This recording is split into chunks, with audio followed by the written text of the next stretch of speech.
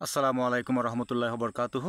ফেরদৌস গার্ডেনের পক্ষ থেকে সবাইকে পবিত্র জুমা মোবারক, পবিত্র জুমা মোবারক, পবিত্র জুমা মোবারক। সম্মানিত শ্রোতা, আপনারা এটা কি দেখতেছেন? নিঃসন্দেহে এটা একটা 8 বছরের পুরনো ল্যাংড়া আম গাছের কাণ্ড।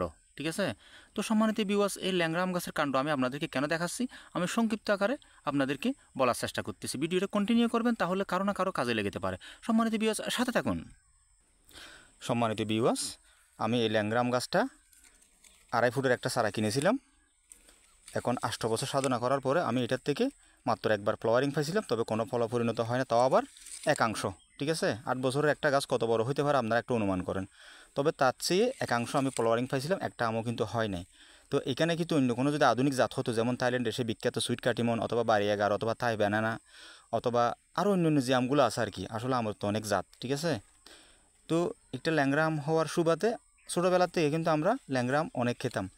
আব্বারা বাজার থেকে কিনে নিয়ে যেত, তখন ওই ল্যাংড়া আমের স্বাদ মুখের মধ্যে লেগে রয়েছে। যখন আমি ধীরে ধীরে বড় হলাম, সংসারের দায়িত্ব সময়ের ব্যবধানে মাথার উপর চলে আসলো, তখন চিন্তা করলাম যে আমি কয়েকটা ল্যাংড়া আম গাছ লাগাই। আপনারা জানেন আমাদের ঐতিহ্যবাহী কিছু আম আছে, তার মধ্যে ল্যাংড়া, ফজলি, মালদারি এরকম কিছু আম আমাদের ঐতিহ্যবাহী আম। তো তার সুবাদে আমি 3টা ল্যাংড়া আম গাছ লাগিয়েছি, কিন্তু দুঃখের বিষয় হচ্ছে আমি একটা গাছের থেকেও একটা ফলও আমি খেতে পারলাম না। তখন আমার হাতে তৈরি 8 বছরে এই প্লাস আরও হইতে পারে, হয়তো 8 বছরের থেকে বেশি আমার তৈরি গাছ আমি নিজেই কেটে ফেলছি। কিছু করার নেই, দুঃখের বিষয়। ঠিক আছে? কারণ আপনারা জানেন ভালো কিছু করতে হলে আমাদের খারাপ কিছুর আশ্রয় একটু করে নিতে হবে, এটাই স্বাভাবিক, এটাই বাস্তবতা। ঠিক আছে? তো সম্মানিত ভিউয়ার্স, আমি এটা কেটে ফেলছি। তো সম্মানিত ভিউয়ার্স, এখানে একটা কথা কিন্তু আমি না বললেই নয়। এরকম কিন্তু অনেকেই কিন্তু গাছ কাটে, গাছ কাটার পরে কিন্তু গাছ মারা যায়। তবে গাছ মারার পিছনে কিছু কারণ আছে। আপনি যখন সর্বপ্রথম গাছ কাটবেন, গাছ কাটার আগে এই দেখেন পুরো গোড়াটা একেবারে পরিষ্কার করে নেবেন। ঠিক আছে? কোনো রকম কীটপতঙ্গ যাতে এখানে বাসা বাঁধতে না পারে। ঠিক আছে? তারপর আপনারা এইরকম তুত্তু আর চুনো মিক্স করে কিন্তু গাছের কাণ্ডর মধ্যে জড়িয়ে দেবেন। ঠিক আছে? এখানে কাটা অংশ পর্যন্ত। তখন কিন্তু এই গাছটা আর কিছু হবে না। তখন সময়ের ব্যবধানে এটার কুশি বের হবে, যেমন এই কুশি বের হওয়ার সাথে ড্যাম বের হয়েছে।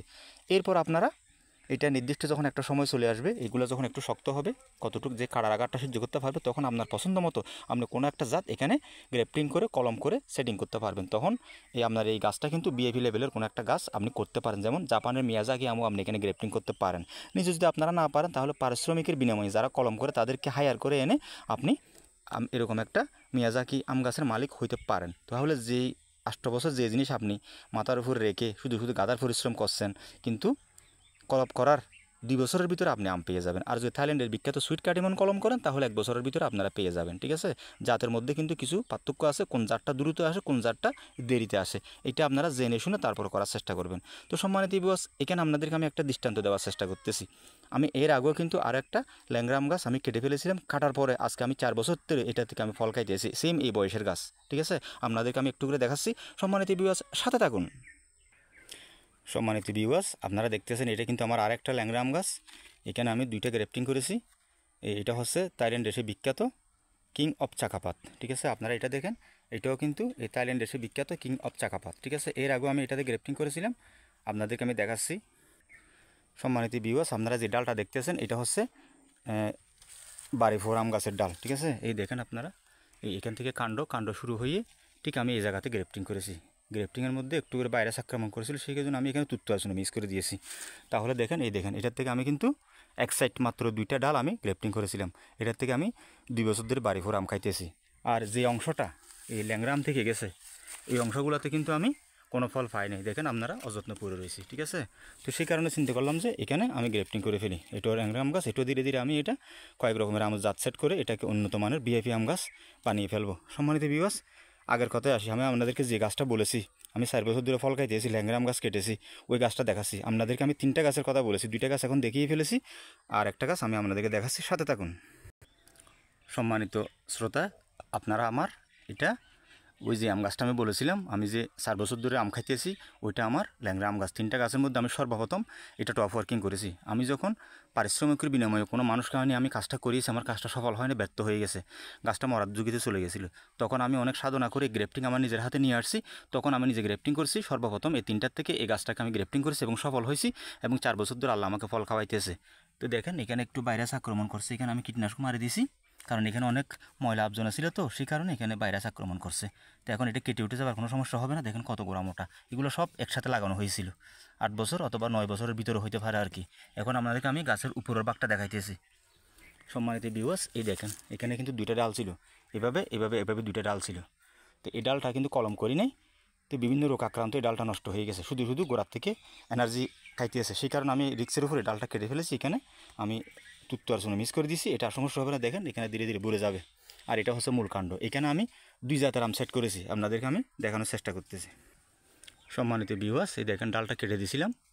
এই দেখেন সম্মানিত ভিউয়ার্স, এখানে হচ্ছে থাইল্যান্ড দেশে বিখ্যাত থাই ব্যানানা আম আমি সেট করেছি। কত মোটা ডাল হয়ে গেছে দেখেন, গ্রেফটিংয়ের জায়গাটা একেবারে বোঝাই যাচ্ছে না।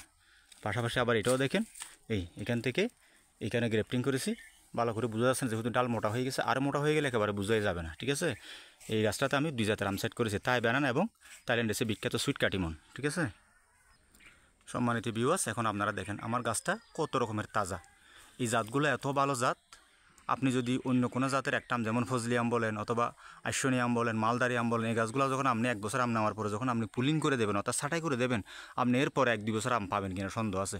কিন্তু থাই ব্যানানা, থাইল্যান্ড দেশে বিখ্যাত সুইট কাটিমন, বাড়ি 11, এই আম গাছগুলো যখন আপনি আম নেওয়ার পরে পুটিং করে দেবেন অর্থাৎ ছাঁটাই করে দেবেন, দেখবেন এর পরের বছর আরও শক্তিশালী হয়ে আরও নতুন রূপ নিয়ে আসবে। শুধু কীটনাশক স্প্রে করে গাছটা সুস্থ রাখতে হবে। এখন দেখেন আমার এই গাছটা এর আগের বছর আমি আম নিয়ে পুনিং করে দিয়েছিলাম। দেখেন এটা থাই ব্যানানা, ঠিক আছে, আপনারা কাণ্ড দেখলে বুঝতে পারবেন থাই ব্যানানা। আর উপরের ভাগটা হচ্ছে পুরোটা কাটিমন। তাহলে দেখেন এই গাছটার থেকে আমি আজকে 4 বছর ধরে ফল খাইতেছি, আলহামদুলিল্লাহ খাওয়াইতেছে প্রতি বছর ধারাবাহিকভাবে। তবে কি প্রতিবার আম নেওয়ার পরে আপনার ছাঁটাই করতে হবে অর্থাৎ পুনিং করতে হবে। পুনিং করে কীটনাশক মেরে মেরে গাছকে পরিষ্কার রাখতে হবে, তাহলে কিন্তু আপনার আমের কোনো আর ঘাটতি হবে না, ঠিক আছে। আর যেই কাটিমনের কলপগুলো করছে এগুলো অনেক উপরে, তাহলে একটু দেখানোর চেষ্টা করতেছি, সাথে থাকুন। সম্মানিত ভিউয়ার্স, এই দেখেন এখানে আরেকটা গ্রেফটিং আছে, এটা হচ্ছে থাইল্যান্ড দেশে বিখ্যাত সুইট কাটিমন। আবার এখানে দেখেন এখান থেকে আবার ঠিক এই জায়গার মধ্যে একটু করে নমুনা আছে, দেখেন এখানে গ্রেফটিং কিন্তু অনেক বড় ডাল হয়ে গেছে, ঠিক আছে, দেখছেন। আবার অপোজিট সাইডে এই দেখেন এটা কিন্তু একেবারে বুঝে গেছে, বোঝানো কষ্ট হচ্ছে, তবু একটু করে দেখাচ্ছি। এই জায়গার মধ্যে গ্রেফটিং, এটা কিন্তু ল্যাংরা, এখানে কিন্তু গ্রেফটিং, ঠিক আছে। কত বড় ডাল, এখন কেউ বিশ্বাস করতে কষ্ট হয়ে যাবে, এখন গ্রেফটিংটা একেবারে কভার হয়ে গেছে। আর এখানে একটু করে চিহ্ন আছে, এটা কিন্তু আবার থাই ব্যানানা, ঠিক আছে, এটা থাই ব্যানানা। এটা যেহেতু দুর্বল ডাল সেই কারণে এটা বর্তে একটু সময় লাগতে হবে, কি আম ধরে, ঠিক আছে। আবার এখানে এটাও আছে দেখেন, এখানেও গ্রেফটিং, এটাও কিন্তু থাই ব্যানানা, ঠিক আছে। এখানে আরেকটা আছে, এটাও কিন্তু থাই ব্যানানা। এই দেখেন আপনাদেরকে আমি দেখানোর চেষ্টা করতেছি, এই দেখেন এখানে কিন্তু গ্রেফটিং আছে। সম্মানিত ভিউয়ার্স, আমি এক সাইডে আপনাদেরকে দেখিয়েছি এটা হচ্ছে থাই ব্যানানা, অপোজিট সাইডে কিন্তু বেশিরভাগ কিন্তু যে বড় বড় ডালগুলো দেখিয়েছি এগুলো হচ্ছে কাটিমন, ঠিক আছে। কাটিমন কিন্তু আগাম, এখন ডিসেম্বরের প্রায় শেষ প্রান্তে, ঠিক আছে, আর কয়েকটা দিন বাকি আছে আর কি, 27টা দিন বাকি আছে। দেখেন কীভাবে ফ্লাওয়ারিং হয়ে গেছে, এই দেখেন কীভাবে ফ্লাওয়ারিং হয়ে গেছে। তাহলে দেখেন এখন যদি এটা ল্যাংরা আম থাকতো এরকম হয়তো আরও 10 বছরে 20 বছরে হয়তো আমি আম পাইতাম না, ঠিক আছে। কিন্তু রিক্সের উপরে গাছটা কেটে জাত শুদ্ধ করে বানাইছি বলে এখন এটার থেকে আমি 4 বছর আম খাইতে পারতেছি, ঠিক আছে।